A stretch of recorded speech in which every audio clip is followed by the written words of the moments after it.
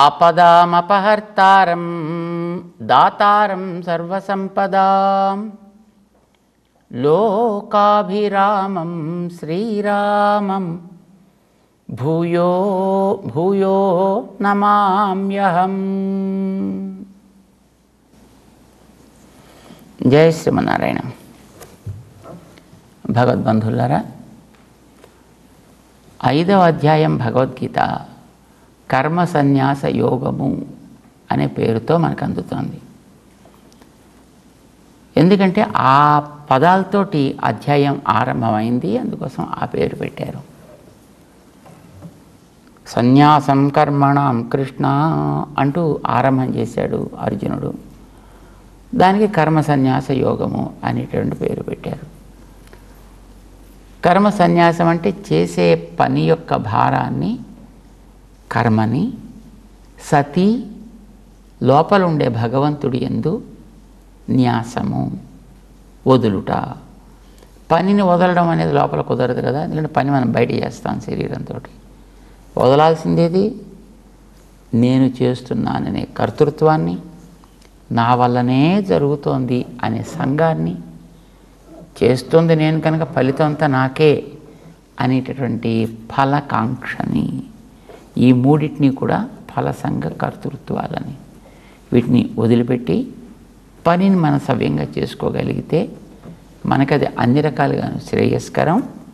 అది మనకి శాంతినిస్తుంది, సుఖాన్ని ఇస్తుంది, కర్మ భారాన్ని తగ్గిస్తుంది, కొత్త భారాన్ని ఏర్పరచదు. ఇది మనకి జ్ఞానంతో కలగాల్సింది కనుక ఆ జ్ఞానాన్ని మనం లోపల నుంచి కనుక తెచ్చుకోగలిగితే, దాన్ని మనం కర్మకి జోడించగలిగితే, నీకు చక్కగా ఏది చేస్తున్నప్పటికీ కూడా అది నీకు అంటుకోదయా. దానివల్ల నీకు ఏ రకమైనటువంటి కర్మ భారము ఏర్పడదు, దుఃఖము రాదు. ఇది కృష్ణుడు చెప్తున్నాడు అర్జునుడికి. అంటే ఏదైనా లోపల నుంచి రావాలి, ఇది ప్రధానం. దీనికి మనం దృష్టాంతం చెప్పుకుంటున్నాం. లోపల నుంచి రావడం అని అంటే సహజంగా ఒక పుష్పం లోపల నుంచి కనుక పండితే దాని పరిమళం అన్ని దిక్కుల్లా వ్యాపిస్తుంది. దూరాత్ గంధో వాతి అంటుంది మనకి వేదం. అంత దూరపు తీరాల్లో ఉండేటువంటి వాళ్ళకు కూడా ఈ పుష్పపు పరిమళం వెళ్ళి చేరి, ఎంత మంచి పుష్పాలు పెట్టారండి ఇక్కడ తోటలో అని అనిపిస్తుంది. లోపల నుంచి వస్తే బయట వాటికి కూడా ఆనందం ఇస్తుంది. ఒకసారి సూర్యుడికి వాయుదేవుడికి పోటీ వచ్చిందిటండి. ఏదైనా లోపల నుంచి రావాలా, పైనుంచి రావాలా అంటే పైనుంచే రావాలి అన్నట్టండి వాయుదేవుడు గారు. పైనుంచి వస్తే ఏమవుదో, లోపల నుంచి రావాలి. కాదండి అన్నాడు. అబ్బెబ్బే కాదండి అనుకున్నారు. అయితే టెస్ట్ చేద్దాం అనుకున్నారు. ఓకే చేద్దామంటే చేద్దాం అనుకున్నారు. సరే, మొట్టమొదటి వాయుదేవుడు నేను టెస్ట్ చేస్తా చూడండి, గాలి వీస్తా, చల్లటి గాలి అన్నాడు ఆయన. సరే, ఆయనకి చేయగలిగిన పని అదే కదా. ఆయన చల్లటి గాలి వీయడం ప్రారంభించాడు.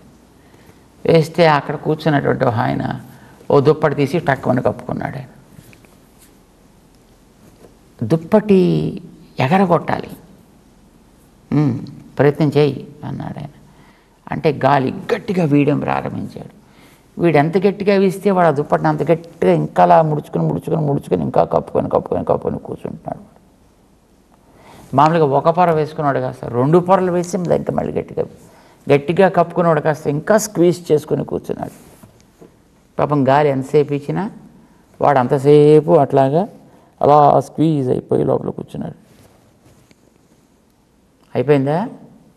నవ్వాడు పాపం సూర్యుడు. ఇప్పుడు చూడు నేనేం చేస్తాను అంటే, సరే పాపం పక్కన కూర్చున్నాడు వాయుదేవుడు. ఇప్పుడు సూర్యుడు తన ప్రతాపాన్ని చూపించడం ప్రారంభించాడు. మెల్లిగా కాస్త ఎండనిచ్చాడు. ఎండనివ్వగానే అబ్బా ప్రదాకా ముడుచుకున్నాడు కాస్త లేచాడు. ఇంకొంచెం వేడి చేశాడు ఎండని. ఓ 30 degrees వేడి దాకా చేశాడు. వేడేటప్పటికి వాడు ఇంకొంచెం సరే 2 పొరలు వేసిందని 1 పొర వేసుకోవడం ప్రారంభం. 35 degrees చేశాడు. 1 పొర వేసుకున్న దాన్ని కూడా మెల్లిగా పక్కకి తీసేశాడు. 40 degrees చేశాడు. మొత్తం పైన బట్టలన్నీ తీసేశాడు. అయ్యా, లోపల నుంచి కనుక వచ్చినట్లయితే సహజంగానే వాడిలో ఆహార్యం పైన వేసుకుని కప్పుకుని నాది నాది నాది అనుకునే స్వభావం మారుతుంది. పైదాని వల్ల అది ఇంకా పెరుగుతుంది. పని చేసేటప్పుడు దాని ఎందుండే భావమేనంతే, భావం లోపల నుంచి రావాలి. లోపల నుంచి వచ్చే విశ్వాసం లోపల ఉన్న వాడి ఎందు కనుక వాడు ఏం చేస్తుంటాడు? నీ ఇంద్రియాలన్నీ పనిచేస్తాడు, నీ మనస్సుని పనిచేస్తాడు, నీ బుద్ధిని పనిచేస్తాడు. పని చేయించేది వాడు కానీ నేను చేస్తున్నాను అని నువ్వెందుకు అనుకుంటావా? మానయ్యి. 8వ శ్లోకంలో ఈ మాట చెప్తున్నాడు శ్రీకృష్ణుడు అర్జునుడికి. నైవ కించిత్ కరోమి, ఇది నువ్వు గుర్తించాల్సింది. కించిత్ అహం నైవ కరోమి, నేనేం చేయట్లేదు, లోపల ఉండి ఆయన చేయించేది తప్ప. ఇది మనం గుర్తుపెట్టుకోదండి. మనం అనుకుంటున్నాం ఇప్పుడు అలాగా. ఏదైనా ఒకటి జరిగి కాస్త మంచిగా 10 మందికి ఇష్టమైంది అని అంటే అది ఎవడు చేసినప్పటికీ కూడా నేనే చేశాను సుమండి ఇది అని అనిపించుకోవాలని ప్రతివాడికి ఉంటుందండి. నిజానికి వాడికి అక్కడ ఏం ప్రమేయం లేకపోవచ్చు, ఆ జరిగేది దాంతో అది జరుగుతోంది అక్కడ. కానీ వీడికి ఏమనిపిస్తుంది, అక్కడ తానేదో చేసినట్టు, తన వల్ల ఆ పరిస్థితి ఏర్పడ్డట్టు అని అనిపించే భారాన్ని, కర్తృత్వాన్ని తన మీద వేసుకుంటాడు. వేసుకోకు నువ్వు. లోపల ఉండేది వాడు, నడిపించేది వాడు, పని చేయించేది వాడు కనుక వాడి ఎందు వదిలిపెట్టాలి. అంటే నువ్వేమనుకోవాలి? నైవ కించిత్ కరోమి. ఇది మొట్టమొదట ప్రతివాడు గుర్తించాల్సింది. అయితే మరి ఎవడు చేస్తున్నట్టు? నేను లోపల ఎవడి వల్లనైతే ఉన్నానో వాడే చేయిస్తున్నాడు ఇదంతాను. కనుక ఈ సంబంధాన్ని వాడికి చేయి. ఎందుకని? నీకు తెలిసింది కనుక. ఏం తెలిసింది? తత్వం తెలిసింది కనుక. ఏమని తెలిసింది? వాడు నడిపిస్తున్నాడు, వాడికి చెందిన వాడిని నేను అని తెలుసుకోవడానికి వీలైన జ్ఞానం ఉన్నవాడిని నేను పంపించే జ్ఞానంతో ఇవన్నీ కూడా పనిచేస్తున్నాయి. ఇవన్నీ కూడా పనిచేసేటటువంటి అచేతన పరికరాలు. జ్ఞానం కలిగినటువంటి పని చేయించుకునేవాడిని నేను, నన్ను కూడా నడిపించేవాడు వెనకాతల ఆయన. తత్వవిత్, వాడు తత్వమును సవ్యంగా తెలుసుకున్నాడు. వేటి విషయంలో అండి? అన్ని ప్రవృత్తులు. ఏమిటి ఆ ప్రవృత్తులు? 1-2 చెప్దురు చెప్పడం ప్రారంభం. లెక్క పెట్టుకోవా.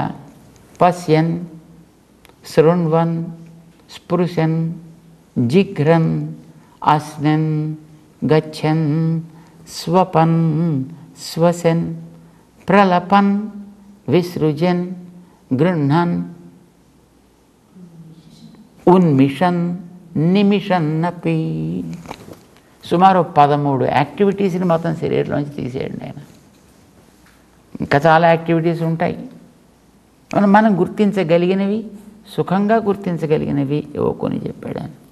అందులో మొట్టమొదటిది పశ్యన్, చూస్తున్నాం కళ్ళతోటి. మనకి చూద్దామనే ఉంటుందండి, కానీ మధ్యలో మనకు తెలియకుండానే టక్ టక్ మన రెప్పలు పడుతుంటాయి. ఎందుకు పడుతున్నాయి? అసలు పడకపోతే ఏమవుతుంది? పడకపోతే వాడిని చూసి ఇదేదో దెయ్యమో పోతాం అనుకుంటారు. అంచేత రెప్పలు పడాలి. కానీ మనం పడిస్తున్నామా రెప్పల్ని? ఇది మనం ఆలోచించాలి. మనం చూసేటటువంటి వస్తువులన్నింటినీ మనమా చూస్తున్నాం? చూడాలనుకున్న వాటన్నిటిని మనం చూస్తున్నామా? చూడదగిన వాటన్నిటిని మనం చూస్తున్నామా? ఆలోచించాలి. ఎందులోనైనా మన కర్తృత్వం ఉందా? దేంట్లోనూ మన కర్తృత్వం లేదండి. అప్పుడప్పుడు కూర్చుంటే మనకు తెలియకుండానే అలా నిద్ర వచ్చేసి కళ్ళు వాలిపోతుంటాయి. పోనీ అందులోనే మన కర్తృత్వం ఉందా? ఉంటే అసలు మనం రెప్పలు వేయం కదా. ఎందులోనూ మన కర్తృత్వం లేదు నిజానికి. కానీ ఎంత మొత్తం నేనే చూసా, నేనే చేశా అని ఒక రకమైనటువంటి అహంభావాన్ని, ఒక రకమైనటువంటి గర్వాన్ని మనం పొందుతామే. ఇది తప్పు. పశ్యన్, శృణ్వన్, వినికిడి కూడా అంతేనండి. నిజానికి మనం కావాలనుకుంటే వింటలేదు, మనం వినాలనుకోం కూడా అసలు. అక్కర్లేని చెత్త చదవాలైతే వినవద్దు అవుతుంది అనుకోండి, కానీ మంచి మనకి వినాలి అని అనిపించదు. అందుకోసమే మన వాళ్ళు మంచి వాళ్ళతో సహవాసం చేస్తే కనీసం ఏదో ఒక సమయంలో ఆ మంచివాడికి నీ ఎందు దయ కలిగితే, నీలో కాస్త దృష్టి అంతర్ముఖం కాగలిగితే లోపల ఉండేటటువంటి వాడిని గుర్తించడానికి అవకాశం ఏర్పడుతుంది. అయితే వాడు చెప్పేది ముందర నువ్వు వినాలి. శృణ్వన్, వినాలి. వినికిడి, వినడం అనేది అన్నిటికంటే చాలా గొప్ప మందండి. మంచి మాటలు వినగలగడం అనేటువంటి అత్యద్భుతమైనటువంటి యోగ్యత. అందుకోసమే మనవాడు తత్వాన్ని చెప్పేటప్పుడు కూడా శ్రోతవ్య, మంతవ్య, నిదిధ్యాసితవ్య, శ్రోతవ్య. వినాలి. వినడం వల్ల చాలా జరుగుతాయండి. బోరు కొట్టినా సరే నువ్వు దాన్ని మూసే ప్రశ్న లేదు. నీకు విసుగొచ్చినా సరే దాన్ని తెరిచే ఉంచాలి. ఏదో ఒక దాంట్లోంచి ఏదో ఒక మంచి నీ హితానికి లోపలికి ప్రవేశించే అవకాశం ఉంది కనుక వినికిడిని ఎప్పుడు కూడా నువ్వు ఆపద్దు. వీళ్ళేం లేనే లేదు. నువ్వు చెవుల్లో ఏవో పెట్టేసుకుంటే అది దానికి ఆవిడ ఏం చేయలేడు. కానీ అది కాకపోతే మాత్రం అవి ఎప్పుడు కూడా వింటూనే ఉంటాయి, వింటూనే ఉంటాయి, వింటూనే ఉంటాయి. అన్ని వైపుల నుంచి కూడాను. అందులో ఏది మంచిదో అట్టే పెట్టుకో, ఏది మనకి పెద్దలు చెప్పారో దాన్ని అట్టే పెట్టుకో. మిగతా దాన్ని పట్టించుకోకుండా వదిలే వాటి మానాది క్రమంగా అవన్నీ తొలగిపోయే ప్రయత్నం చేస్తాయి. దానివల్ల ఏమవుతుంది? లోపల పేరుకున్న గతంలోని ప్రాపరాసిపోతుంది. కొత్తగా ఏర్పడాల్సినటువంటిది ఏది కూడా ఉండదు. కనుక ఉన్నంత వరకు నువ్వు సుఖంగా మంచి మాటలు వింటూ, మంచి స్తోత్రాలు నువ్వు స్మరిస్తూ, మంచి పాటలు పాడుతూ ఏదో ఒకనాటికి ఎవడైనా వెళ్ళక తప్పదు. కానీ నువ్వు చేయవలసిన పని చేసావు కాదు. ఇది మనం పెట్టుకోలేదు. ఇలాగా చెవి ఇలా ఉండవలేను, ఈ సమయంలో తెరిచి ఉండవలేను, ఇంతసేపు రెస్ట్ తీసుకోవచ్చును. నథింగ్. 24/7. ఇది శృణ్వన్, స్పృశన్, చక్కగా తాకి. ఏం చేయాలి? నైవ కించిత్ కరోమీతి యుక్తో మన్యేత తత్వవిత్. బుద్ధిమంతుడైనటువంటి వ్యక్తి అయితే, వాడికి సరైనటువంటి తత్వాలు తెలిసి ఉన్నట్లయితే వాడు చక్కగా ఈ ఉపాయాన్ని ఆలోచించాలి. యుక్తో మన్యేత. ఇది రెండవది యాక్టివిటీ. పశ్యన్, శృణ్వన్. పోనీ ఆ వినేవాటి అన్నీ మంచివే ఉంటాయా? ఆలోచిద్దాం ఒకసారి. మనం వినే మాటల్లో, శబ్దాల్లో అన్నీ మంచివే ఉంటాయా? చాలా కష్టం. ఎన్నెన్నో చెడు మాటలు కూడా లోపలికి వెళ్ళిపోతుంటాయి. అందులోనూ మంచి మాటలు వినిపిస్తే చెవిని మనం రెక్కించినా విననిది ఎవడి గురించైనా మనం ఒక చెడు మాట్లాడాలని ప్రయత్నం చేస్తే వింటే దాని ఎందు ఇది ఒక హై పవర్ వెల్డింగ్ మిషన్. చూడండి ఎలాగైతే కాంతులు ఎన్నుతూ ఉంటుందో దాని కాంతి ఇప్పుడు వాడు కంట్లో పడకుండా వాళ్ళు అదేదో పెట్టుకుంటారు చూడండి. అలాగా అది పెట్టుకున్నప్పుడు దాంట్లో ఏది చూడాలో దాన్ని చూపిస్తుంది అది. అట్లాగా వీడు వినే వాటిల్లో కూడా ఎన్నో వైపుల నుంచి లోపలికి ప్రవేశించేస్తూ ఉంటాయి కదా. అందులో ఏది వీడు లోపల పెట్టుకో తగునో అది మాత్రం లోపల పెట్టుకుని మిగతా వాటిని హాయిగా చక్కగా బయటికి పోవటానికి అవకాశం కలిగించవచ్చును. శృణ్వన్, స్పృశన్. తాకడానికి కూడా ప్రపంచంలో ఎన్ని ఉన్నాయంటే మనకి తాకడానికి. ఎన్ని రకాల స్పర్శలతో ఉన్నాయి మనకి తాకడానికి.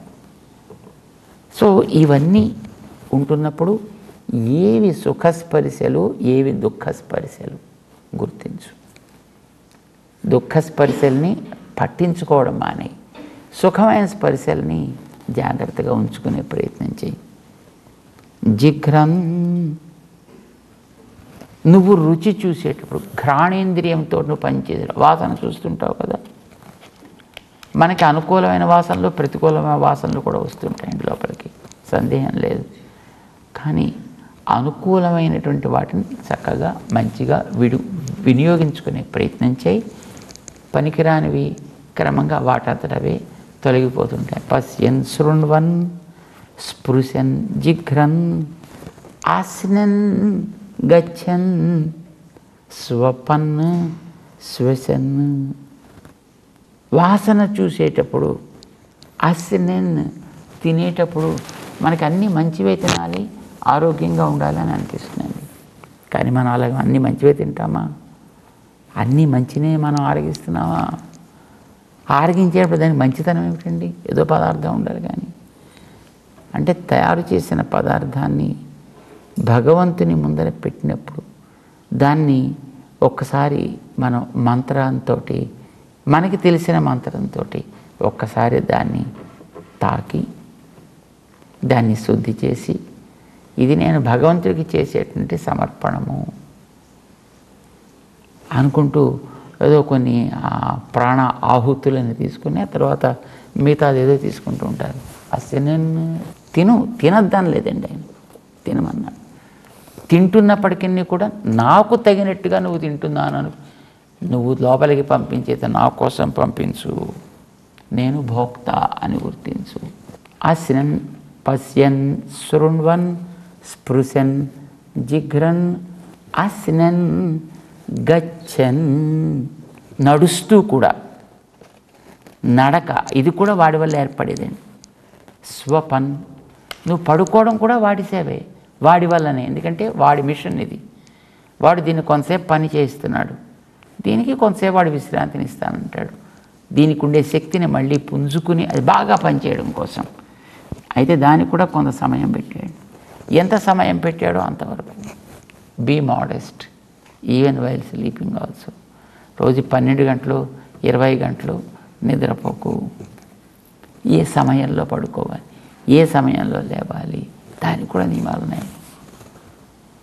సుమారు 10-9 దాటిన తర్వాత ఉండద్దు, 4 తర్వాత పడుకోవద్దు.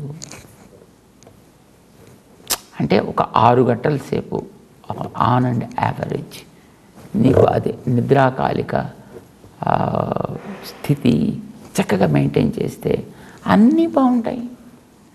స్వపన్, పడక కూడా అందులోనూ విశ్రాంతినిచ్చేది. విశ్రాంతి, దానికి ఒక మంచి పేరు పెట్టారండి, స్వపితి. ఉపనిషత్తు పెట్టింది పేరు. తస్య స్వపితి నామా. ఎందుకని? వాడు లోపల యజమాని దగ్గరికి చేరుతున్నాడండి. బయట ఇంతవరకు జ్ఞానాన్ని పంపించి రకరకాల పనులు చేసిన వాడు ఆ జ్ఞానాన్ని అంతటిని మళ్ళీ వెనక్కి తెచ్చేసుకుని అన్నిటిని తన దగ్గరికి తీసుకువెళ్ళి ఆ రికార్డ్స్ అన్నిటినీ కూడా సరి చేసుకుని, సెట్ చేసుకుని, చెక్ చేసుకుని, అన్నీ టాలీ అవుతున్నాయి లేదా జాగ్రత్తగా చూసుకుని వీటన్నిటినీ లోపలికి తీసుకువెళ్ళి అప్పుడు అక్కడ ఉండేటటువంటి ఆ స్వామి దగ్గర విన్నవిస్తాడట. విన్నవించాలి అంటే భగవంతుడితో చేరే సమయం అది. నిద్ర అంటే చాలా బాగుందండి, నాకు రోజంతా దేవుడితో చేరాలని ఉందండి, చాలా మంచిది. కానీ అలా చేరితే, రోజంతా చేరినట్లయితే వాడు చెప్పిన పని చేయడం మనం మానేస్తున్నాం కనుక అలా చేరకూడదు. ఏది నియత సమయమో వాడు చెప్పాడో అంతవరకే వాడికి దాన్ని వాడాలి, మిగతాది వాడు చెప్పిన పనుల్లో పెట్టాలి. అయితే అలా పడుకునేటటువంటిది అది ఉత్త నిద్ర, తామస నిద్ర అవుతుంది. వాటితో చేరుతున్నానని గుర్తించి చేసే నిద్ర సాత్విక నిద్ర అవుతుంది. నిద్రపోవడం అంటే స్వపితి, స్వగుంహ్యపీతో భవతి, స్వశబ్దవాచ్యుడైనటువంటి పరమాత్మతోటి అపీతో భవతి. చక్కగా వాడికి ఆంతరంకుడుగా వెళ్ళి అక్కడ ఉండి వాడికి సేవ చేసుకుంటున్నాడు. వీడి చేసేవని వాడికి విన్నవిస్తున్నాడు. వాడేదో కొన్ని గైడెన్స్ ఇస్తాడు, మళ్ళీ అవి తీసుకుని మళ్ళీ వీడు బయటకు వస్తాడు వాడి పని చేయడం కోసం. అంచేత నిద్ర కూడా వాడి సేవ అనుకుంటూ చేయ తప్ప నేను నిద్రపోతున్నాను అనుకోకు. నైవ కించిత్ కరోమి, నేను కాదు నిద్రపోయేది. స్వపన్, శ్వసన్, గాలి సంచారం కూడా మన వల్ల జరగట్లేదండి. నిద్రపోతున్నావు అని అనుకున్నప్పుడు కూడా గాలి సంచారం సాగుతుంది. అంటే మరి మనమా చేసేది? నో. అది లోపల ఉండేవాడెవడో వాడు దీన్ని నడిపిస్తున్నాడు. ఇది జ్ఞాపకం పెట్టుకుంటే చాలు మనకి. అంచేత ఆయన నైవ కించిత్ కరోమీతి యుక్తో మన్యేత తత్వవిత్, తత్వాన్ని చక్కగా తెలుసుకునేటువంటి వాడు ఈ విషయాన్ని కూడా జాగ్రత్తగా గమనించి చేసే పనులన్నీ నేను కాదు చేసేది, లోపల నుండి వాడు చేస్తున్నాడు, నాకు కాదు చెందేది, లోపల వాడికి ఇవన్నీ చెందుతాయి. ఫలభోక్తని నేను కాదు, నువ్వే ఫలభోక్తవయా అని వాడికి అర్పించడం. పని చేయండి కానీ కృష్ణార్పణమస్తు వాడికి అర్పించండి. ఇది మాటలతో అక్కర్లేదు, లోపల అనుకుంటే చాలు, లోపల భావనలో సాగితే చాలు. యుక్తో మన్యేత అది చెప్పడం కూడా అలానే చెప్పాడు, వదేత అని చెప్పలేదండి. నువ్వు చక్కగా భావన చెయ్యి, నువ్వు తత్వ విధుడవు కా అంటూ ఆయన ఇంకా మిగిలినటువంటి క్రియాకలాపాలని ఏమేమిటవి? శ్వసన్, ప్రలపన్, విసృజన్, గృహ్ణన్, ఉన్మిషన్, నిమిషన్నపి ఇంద్రియాణి ఇంద్రియార్థేషు వర్తంత ఇతి ధారయన్. ఇంద్రియాణి ఇంద్రియార్థేషు వర్తంతే, ఈ ఇంద్రియాలు వాడిచ్చినవి, ఆ పైన ఉండేటటువంటి పదార్థాలు వాడిచ్చినవి కనుక వాడిచ్చిన పదార్థాలతోటి వాడిచ్చిన ఇంద్రియాలని వాడు వాడుకుంటున్నాడు. ఈ నిశ్చయము వీడికి నిలకడగా ఉండవలే. అది ఉంటే ఇప్పుడు నేనేం చేస్తున్నాను కనుక ఎస్ అవి వాటి పనులు చేస్తున్నాయి, వాడు ఆదేశించిన క్రమంలో చేస్తున్నాయి కనుక వీడు శాస్త్రీయమైనటువంటి ప్రవృత్తి కలిగి ఉంటాడు, వీడికి అది బంధకం కాదు.